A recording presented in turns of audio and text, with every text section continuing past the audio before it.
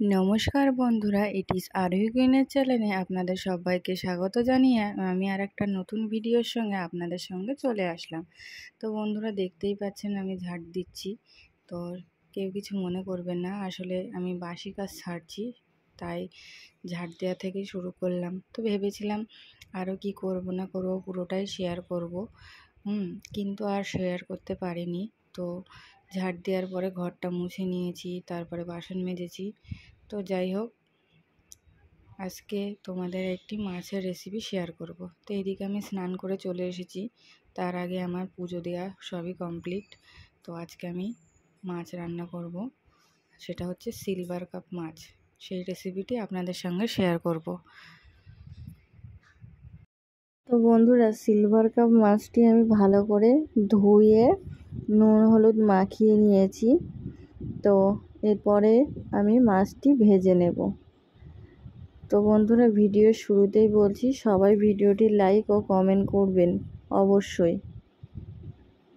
তো বন্ধুরা, মাছটি ভাজার জন্য কড়াইতে তেল দিয়ে দিয়েছি।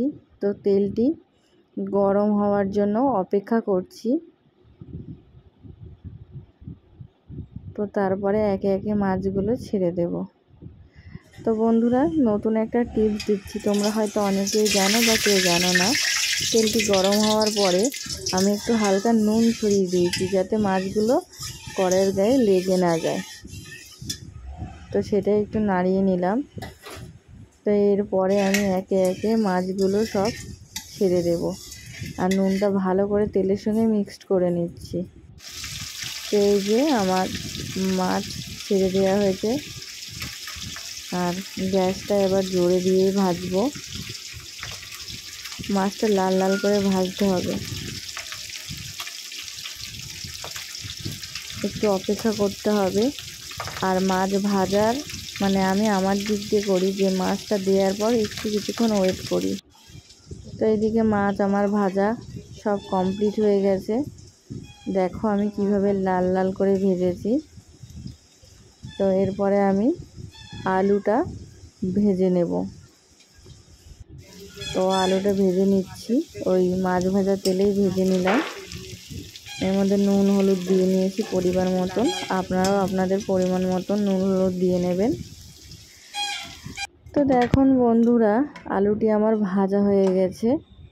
তো এরপরে আমি এই মাছটি রান্না করার জন্য কি কি মশলা দেবো সেটাই নিয়ে আসছি। তো পেঁয়াজ কুচি নিয়ে চলে এসেছি, আর এইদিকে দেখুন থালার মধ্যে মশলাগুলো বেটে নিয়েছি।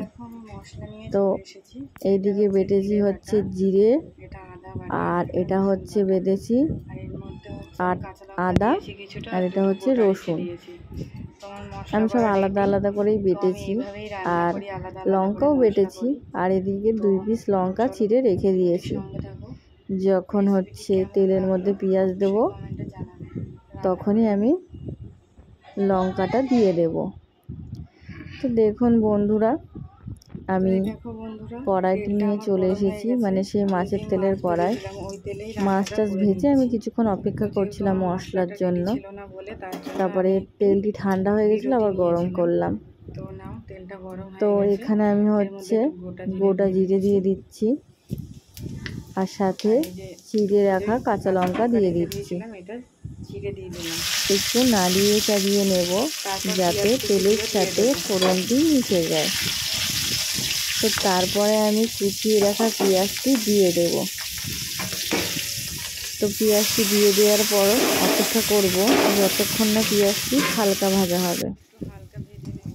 তো পেঁয়াজটি হালকা ভেজে হয়ে যাওয়ার পর তারপরে আস্তে আস্তে আমি টমেটো কুচি দিয়ে দেব। তো দেখুন বন্ধুরা, হালকা ভাজা হয়ে গেছে। এবার টমেটো কুচিটি দিয়ে দিয়েছি। তো এটা দিয়েও বেশ কিছুক্ষণ একটু কষিয়ে নেব।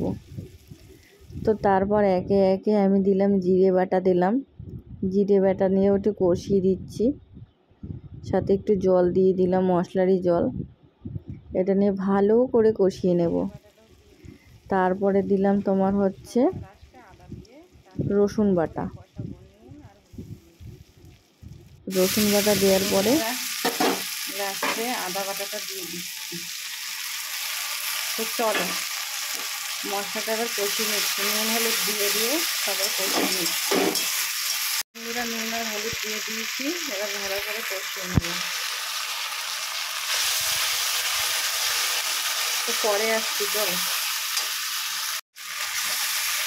তো বন্ধুরা আমি যখন কোনো রান্না করি একটা মশলা অনেকক্ষণ ধরে কষাই, অনেকক্ষণ ধরে।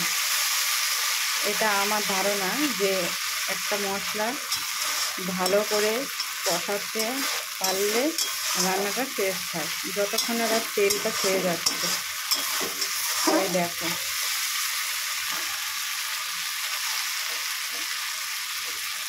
তো বন্ধুরা মশলাটা অনেকক্ষণ ধরে কষিয়ে নিয়েছি। এবার আমার মনে হচ্ছে যে ভেজে রাখা আলুগুলো দিয়ে দিলাম। তো এটা দিয়েও কিছুক্ষণ একটু কষিয়ে নেব। জানো তো বন্ধুরা, গ্যাসটি দেখে মনে হচ্ছে যে গ্যাসের আলোটি কম আছে, মানে আগুনটি। তো আমি খুব ভয়ে ছিলাম যে মাছের ঝোলটা হবে, তো সেটাই তোমাদেরকে দেখালাম। তো চলো বন্ধুরা, আমি আলু দিয়ে কষানো হয়ে যাওয়ার পরে জল দিয়ে দিলাম 2 মগ।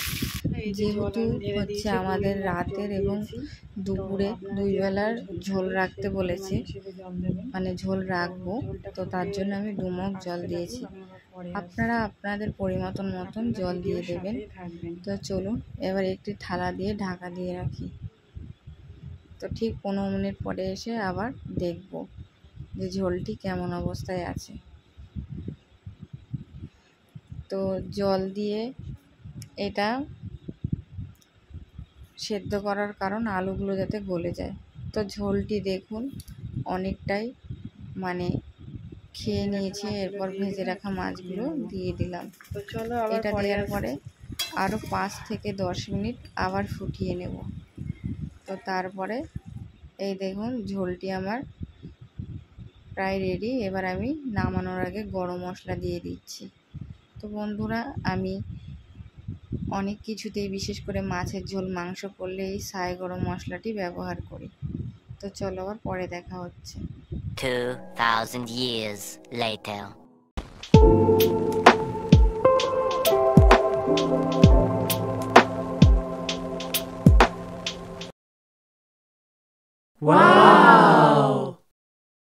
বন্ধুরা এই হচ্ছে সিলভার কাপের মাছের রেসিপিটি আজকে তোমাদের সামনে শেয়ার করলাম। তো আমি তো আমার স্টাইলে বানালাম, তোমাদের কেমন লাগলো অবশ্যই কমেন্ট করে জানিও।